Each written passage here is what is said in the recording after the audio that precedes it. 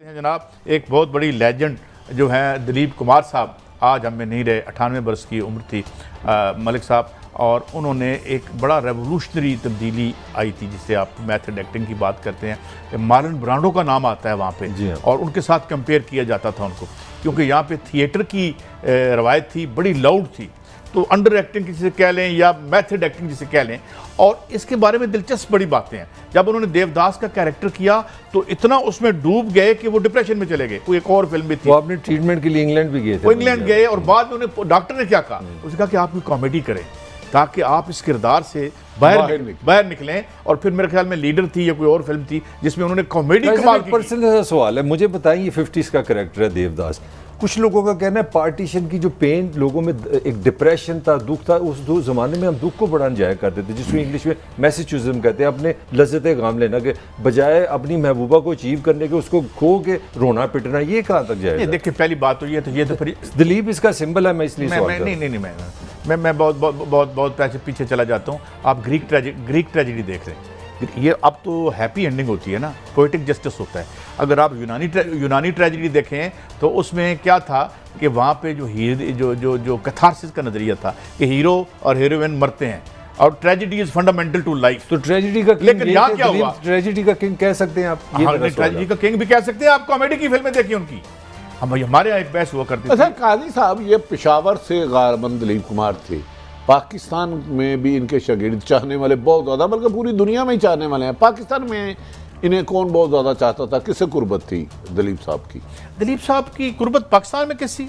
इमरान खान से थी। इमरान खान का जब ये चला रहे थे ना अस्पताल वो चला रहे थे, तो उस वक्त एक और भी, जब हम यहाँ लाहौर आए थे तो एक बैच थी, दो स्कूल जो थे एक्टिंग के, नसीरुद्दीन शाह का बड़ा नाम था, ये आर्ट सिनेमा था, तो वहाँ यहाँ बहसें होती थी। फिरदौस जमाल साहब हमारे दोस्त थे उस ज़माने में, तो वो बहस होती थी फिरदौस, क्योंकि आपको पता है नसीरुद्दीन शाह का एक पर्सनैलिटी क्लैश इनके साथ रहा है, वो भी बड़े आदमी और बड़े एक्टर हैं, लेकिन वो नहीं मानते थे, तो यहाँ एक बहस हुआ करती थी। फिरदौस जमाल इनके बड़े यानी मानने वाले थे, और एक फिल्म में एक वाक़या भी हुआ था गालिबन कर्मा में, वो आमने सामने थे, तो ये सिलसिला था। लेकिन बहरहाल ऐसी कोई एक इंटरेस्टिंग है, नूरजहां के साथ इनकी फिल्म थी जुगनू, वो अपने ज़माने की बहुत बड़ी 47 की फिल्म है, और दिलीप और हमारी जो सिंगर है नूरजहां, तो ये एक हवाले से इंडिया पाकिस्तान दोनों के कॉमन एक्टर थे, मैं ये कहना चाह रहा हूँ। मैं आपको एक बात बताता हूँ, जब ये पाकिस्तान आए तो मैं उस वक्त जर्नलिज्म में था, और ये जंग अखबार जहाँ में होता था वहाँ भी तशरीफ़ लाए थे। मेरी एक हल्की सी, मेरी क्या मुलाकात होनी, हमने तो गुजरते हुए देखा था उनको, तो वहाँ पे ये आए, तो जब इंटरव्यू कर रहे थे मोइन अख्तर, अच्छा मैं उस वक्त मुझे नहीं पता था कि इनकी इतनी एकेडमिक बैक पर वो ग्राउंड इतनी स्ट्रांग है। जब मोइन अख्तर ने सवाल किया इनसे देवदास के बारे में, तो इन्होंने एक फ़िक्रा बोला, और वो फ़िक्रा ये था कि देवदास इज़ और was a classical subjective character. अब मैं लिटरेचर का स्टूडेंट था, मेरे कान खोल कर, मैं कहा यार ये सिर्फ एक्टर ही नहीं है, ये इतना बड़ा। काई से एक और सवाल, शाहरुख खान और दिलीप दोनों ने ये किरदार किया देवदास का, दोनों में क्या फ़र्क है? शाहरुख खान ने तो उस कैरेक्टर का बेड़ा गर्क कर दिया। उसकी वजह क्या है कि जो देवदास था, देवदास अंदर से मर रहा है, गल सड़ रहा है, तकलीफ और दर्द में है, लेकिन चेहरे पे तसरात देने का मार्जिन नहीं है। तो ये तो अपने चेहरे के मसल्स को ऐसे हिला रहे थे, इन्होंने तो मतलब असल जो देवदास की कहानी है, इन्होंने तो ग्लैमर डाला ना, फिर उसको बेचा, फिर कमर्शियलिज्म आ गया।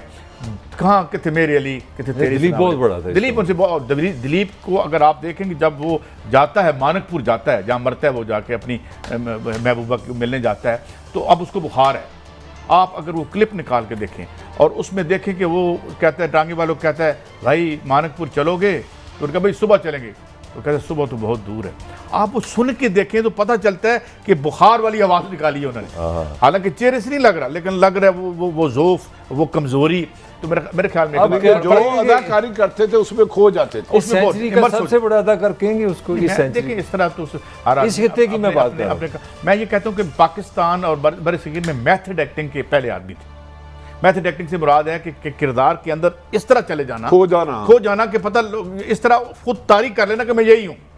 तो ये मार्लन ब्रांडो के बारे में भी कहते थे। तो चुनाचे हमने एक उनको, क्योंकि बहरहाल एक उनका ओरिजिन तो पाकिस्तान की धरती से कह सकते हैं। ये क्रेडिट है अपना ये पीटीआई का, इन्होंने उनका जो घर है वो सरकारी तौर पे ले लिया और उसको एक किस्म की मेमोरी बना दी है। बड़ा अच्छा एक ऑनर दिया उन्होंने अपने बंदे को। हाँ, ये अहम बात है। मैं अब मैं आपको बताऊं कि वो लगान भी सुना है, की नकल थी। और मजे की बात है, देखें कितनी अजीब बात है पेशावर के बारे में। ये जहाँ पे पैदा हुए ना दिलीप कुमार साहब, इस मोहल्ले की 3 गलियां, मुझे ऑनर है वहाँ जाने की। एक गली में शाहरुख का फैमिली है, एक में राज कपूर की फैमिली है। इंडिया के 3 ऑल टाइम ग्रेट लेजेंड्स जो है ना, तीनों एक मोहल्ले से निकले हैं, तीनों। लेकिन मेरा एक साफ सवाल है, ये पाकिस्तान कितनी की अजीब ऐसी बात है। गली है जहाँ आप गए हो? क्योंकि ट्रैवलिंग पेशावर के वाले से भट्टी साहब देखें, इतने बड़े लेजेंड राज कपूर ख़त्म नहीं होते, पूरी कपूर फैमिली, फिर शाहरुख खान और दिलीप कुमार, ये 3 मोहल्ले हैं पास पास। देखिए प्राण पेशावर का क्या टैलेंट है। प्राण लाहौर से गए, उसके अलावा जो देवानंद जी सियालकोट और शकरगढ़ के इलाके के थे। मद्दोवाला भी पास ही है, बुनेर का इलाका है पेशावर के पास। याद नहीं आ रहा और बहुत लोग, मनोज कुमार भी गालबन इधर के थे, एबटाबाद। और हाँ संजय दत्त के वालिद सुनील दत्त का, ये आपका इलाका है, भोन से तलक, आपका इलाके मल्लेदार ने के तलक रखते थे। बहरहाल एक जमाना था, एक था यार ऋतिक रोशन के दादा गुजराला, गुजराला और गुजराला, जिन्होंने देखा गुजराला वो शहर है जहाँ हर घर में रुमाली होती थी उस वक्त, पहलवानी जाते जाते वैसे हूं सीखी पैदा कर रहे हैं। आज से 100 साल पहले इस धरती ने क्या क्या किया। बड़ी साहब, मैं एक जगह मैं तकरीर करने गया, मैं नाम नहीं लेता उस शहर का, तो जितने लोग उस शहर के आ रहे थे वो मुझे पता चलता था सारे अजीम लोग यहीं पैदा हुए हैं। तो मोनू भाई मरूम मेरे साथ बैठे थे, तो मैंने उनके कान में कहा कि ये सुनकर मेरा दिल करता है मैं अपने आबाई कस्बे को बुरा भला कहना चाहूँगा, तो वहाँ तो कोई बड़ा आदमी पैदा नहीं हुआ। बहरहाल ये था एक, आप पॉइंट करेंगे मजीद कुछ? नहीं, मैं वही कहूँगा कि मेरा ख्याल एक एक्टर भी गया और एक ईरा एक और एक और फिर, लेकिन बहरहाल उनकी जो ये स्क्रीन पर और उनकी जो सेलुलाइड है, जो भी इसे कहते हैं, उस पर हमेशा रहती दुनिया तक वो भी रहेंगे। तो एक दो बड़ी कमाल की बातें। एक तो ये है कि जो दिलीप कुमार साहब या यूसुफ खान साहब, इनका ताल्लुक पेशावर से जी। ये क़याम पाकिस्तान से पहले, ये 1922 की पैदाइश, ठीक है। तो ये क़याम पाकिस्तान से पहले ये इंडिया चले गए थे। इनके वालिद जो हैं यहाँ पे फल फरोख्त करते थे, फलों की तिजारत करते थे, तो ये जाके मुंबई में सेटल हो गए थे। इनकी और जो सायरा बानो साहिबा, अच्छा इनका फिर वहाँ पे बॉम्बे टॉकीज़ में इन्होंने काम शुरू किया। जो बॉम्बे टॉकीज़ की जो मालिका थी, उन्होंने फिर इनका नाम जो है वो, इनको 2-3 ऑप्शंस थे और उसमें से एक नाम जो था वो दिलीप कुमार के नाम से जो है वो इनका नाम रख दिया उन्होंने।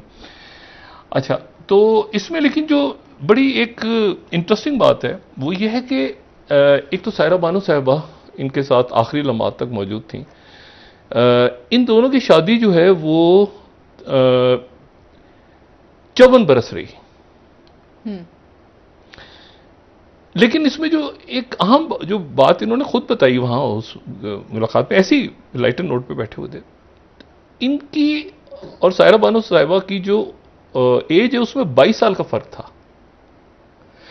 तो सायरा बानो साहिबा जो हैं वो कहती हैं कि मैं कोई 12-13 साल की थी तो मैं गई फिल्म देखने के लिए, तो उस वक्त दिलीप कुमार साहब की उम्र गालिबन 32 साल थी।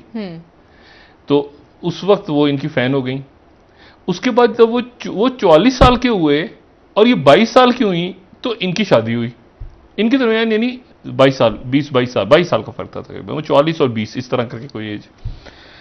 अच्छा, उसके बाद ये हुआ कि इनकी ज़ाहिर है कि एक जो ट्रेजेडी रही ज़िंदगी में वो ये कि इनकी कोई औलाद नहीं हुई यूसुफ खान साहब की, और मेडिकल रीज़न 72 के अंदर हुआ डायग्नोज सायरा बानो साहिबा, उसकी वजह से या कोई इशू हो गया था, खैर उसकी वजह से इनकी औलाद नहीं हुई। लेकिन एक बात जो बड़ी अहम है वो ये कि ये वो दौर ख़त्म हो रहा है, ख़त्म हो चुका है बल्कि, मतलब मैं इसको इस तरह से देखता हूँ क्योंकि ज़ाहिर है कि बड़े सग़ीर या ये पाको हिंद और हमारे बहुत सी कॉमन बातें और कॉमन कल्चर सारा। एक मूवी आई थी 1969 में, उस फिल्म का नाम था 2 रास्ते। उसमें राजेश खन्ना, मुमताज़ और उसमें एक बिरजू फैमिली होती है। तो बिरजू फैमिली जो है उसमें ये होता है कि जी वो पैसे वैसे ख़त्म हो गए, उनका जो बेटा है वो बिरजू, वो प्रेम चोपड़ा है गालिबन, तो वो छोड़ के चला जाता है बाप को, पूरी फैमिली को। तो पड़ोस में एक छोटे से रोल में एक शख्स है जो कि फिर खामोशी से मदद कर रहा होता है। उसका मेन फिल्म में कोई कैरेक्टर नहीं, लेकिन असल में देखा जाए तो पूरी फिल्म के ऊपर वो हावी आता है। ये राजेश खन्ना मुमताज़ की मशहूर फिल्म है। अच्छा, वो जो बंदा है उसका, वो कहता है पैसे किसने भेजे हैं? बेटा तो चला गया छोड़ के, फैमिली के पास पैसे नहीं है, माँ बीमार है, जो है तो ये पालक बेटा देख रहा है फैमिली को राजिश करना। तो कहता फरिश्ता रहता है पड़ोस में, तो वो फरिश्ता आखिर में जो उसको डायग्नोज कह रहा हूँ, सॉरी, उसका जो पता चलता है कि वो कौन है, हाँ, उसका वो डिटेक्ट होता है, तो वो जो है वो मुसलमान होता है। अच्छा, ठीक है ना, और उसको वो एक मुसलमान होता है, और वो ये जयंत के नाम से एक इंडिया में एक्टर गुजरे हैं जिनका नाम था जकरिया खान।